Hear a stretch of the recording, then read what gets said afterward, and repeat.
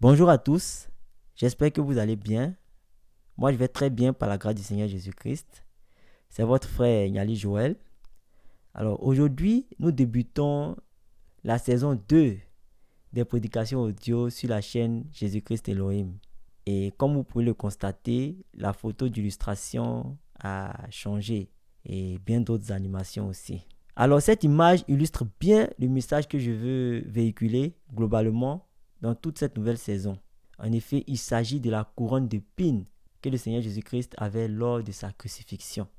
Cette couronne est un grand symbole pour nous les enfants de Dieu, parce qu'elle est la préfiguration de ce que nous sommes et de ce que nous représentons, de la position que nous avons dans le royaume des cieux.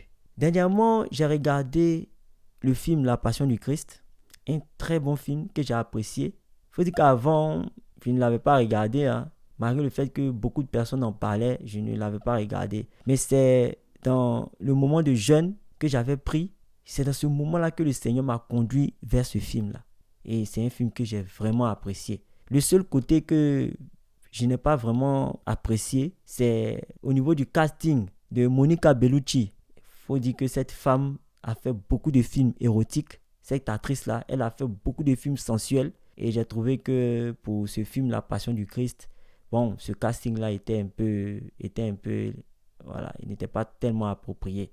Mais ce que je dois remarquer au niveau de son jeu d'acteur, c'est que lorsque le Seigneur Jésus-Christ l'a sauvée de la lapidation et qu'elle s'est prosternée à ses pieds, elle avait beaucoup de bric-à-brac. Elle avait des bracelets, les cheveux à l'air et tout.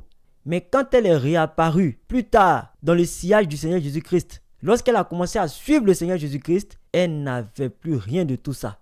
Elle était voilée, sans maquillage, en tout cas sans fioriture.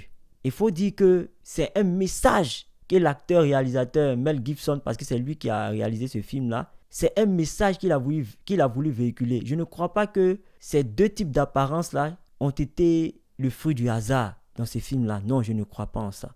Je ne crois pas en ça. Donc, il faut dire que ce film m'a beaucoup touché. Et on remarque que ce sont les soldats romains qui ont fabriqué cette couronne et qui l'ont placée sur la tête du Seigneur Jésus-Christ en se moquant et en disant « Comme tu es roi, voici ta couronne. » Bien-aimés frères et sœurs, ceci est un enseignement pour nous. Il nous arrive d'être moqués parce que nous sommes chrétiens. Il arrive qu'on nous colle des surnoms à cause de la vie de Christ que nous manifestons au quotidien. Il y a un atelier de couture que je fréquente régulièrement. Là-bas, les gens m'ont surnommé mon père. On m'appelle mon père. D'autres le disent de façon ironique, d'autres le disent avec bienveillance. Il faut savoir que ce surnom-là m'a été donné en souvenir des prêtres catholiques que leurs fidèles appellent mon père.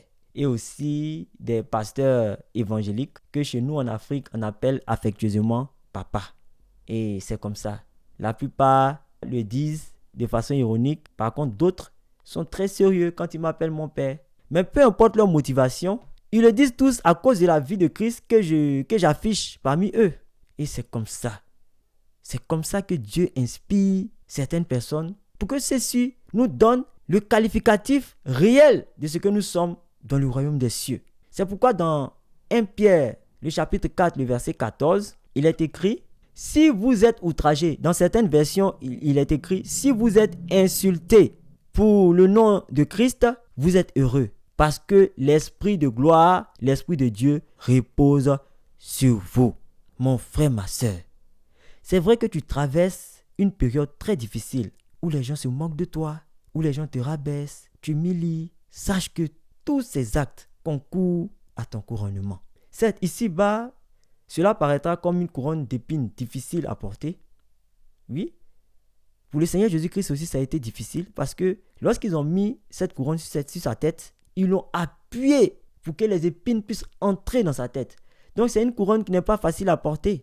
Les épreuves, les situations compliquées où on doit choisir entre le bien et le mal et préférer le bien malgré tout parce qu'on est chrétien. Ces situations-là ne sont pas faciles.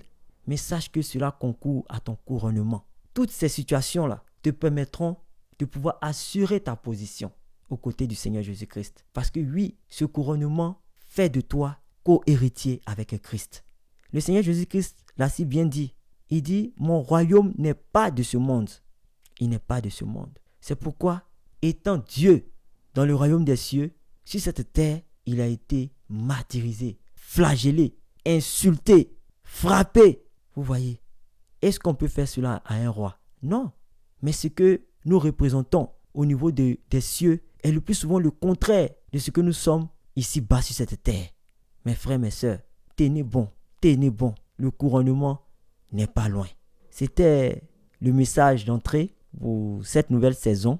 J'espère que ce message vous aura édifié et je vous donne rendez-vous chaque mercredi pour la publication d'une prédication audio. Voilà, des messages donnés par des frères en Christ qui sont vraiment enracinés dans le Seigneur. Passez de bons moments d'édification à travers ces messages audio qui seront publiés et que Dieu vous bénisse. Amen.